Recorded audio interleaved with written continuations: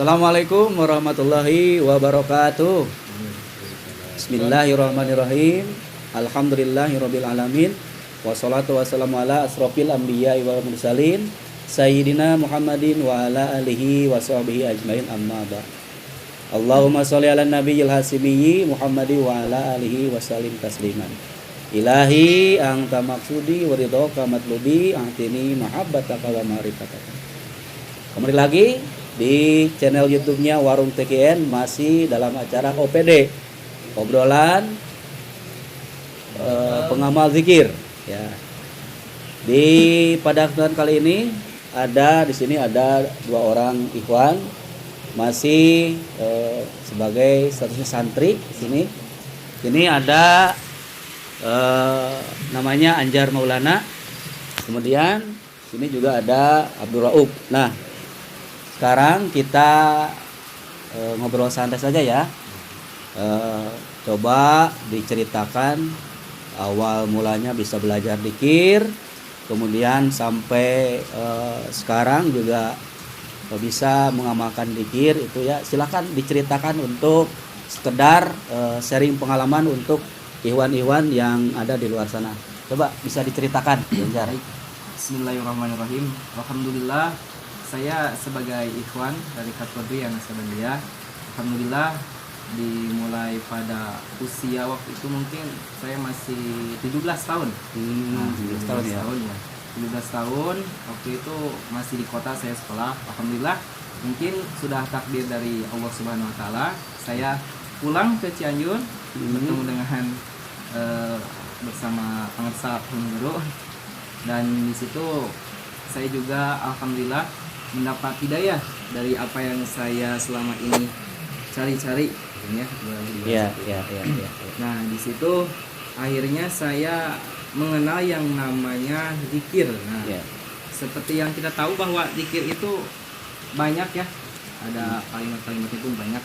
Di antaranya masih yang sering kita lakukan ba'da maghrib atau ba'da sholat fardu. Nah, di situ saya menemukan sesuatu yang sangat sensasi berbeda dalam berzikir kali ini. Alhamdulillah. Setelah di belajar dzikir ya? Iya, setelah belajar dzikir. Nah, ternyata efek dari belajar dzikir ini membuat saya pribadi itu merasa lebih apa sih istilahnya? Tenang gitu ya. Tenang ya, santai. Ada tujuan hidup gitu ya? Iya, ada tujuan hidup. Yang tadinya kita itu hidup tujuannya kemana sih? Nah, iya, betul. Kita tuh suka bertanya sendiri kepada diri kita sendiri. Tapi setelah kita belajar yang namanya zikir, alhamdulillah kita mempunyai tujuan hidup seperti itu.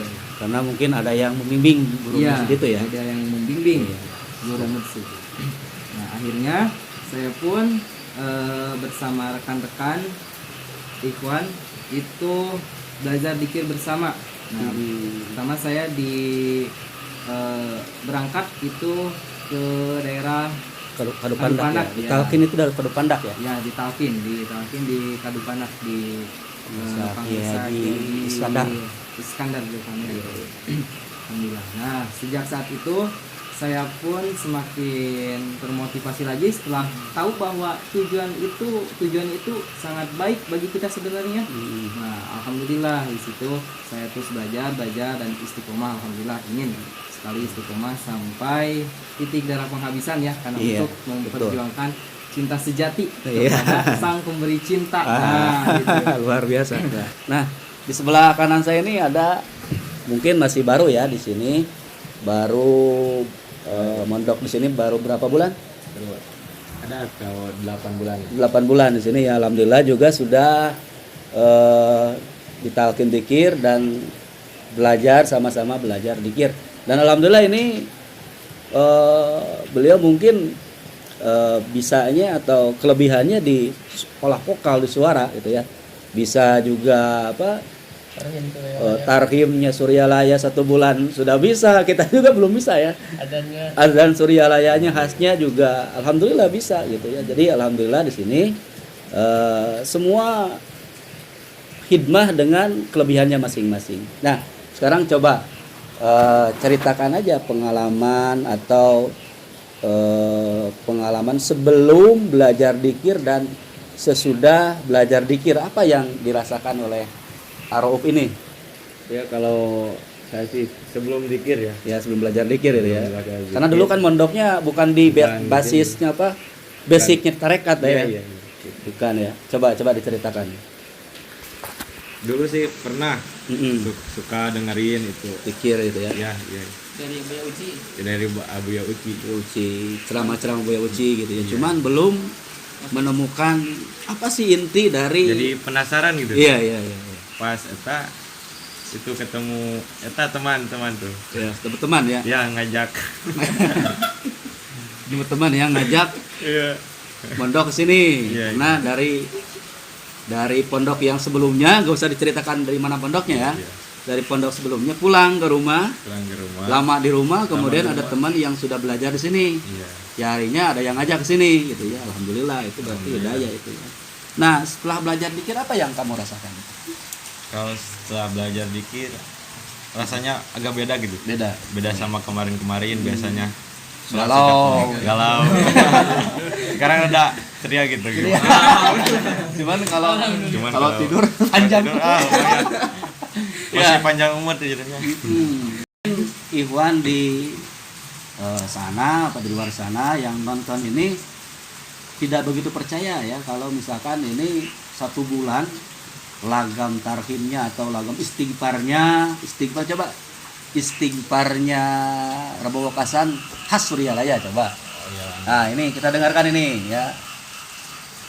Astaghfirullahal azim alladzi la ilaha illa huwal hayyul qayyum wa atubu ilaihi taubatan abdi zalimin la yamliku li nafsihi dharran wala naf'an wala mautan wala hayatan wala nusyura. Ya, itu ya jadi semua ikhwan atau pengamal tarekat Turinaksa dan khususnya dari jalurnya Pondok Pesantren Suryalaya itu semua dibimbing dan diarahkan oleh guru mursyid sesuai dengan kelebihannya gitu ya.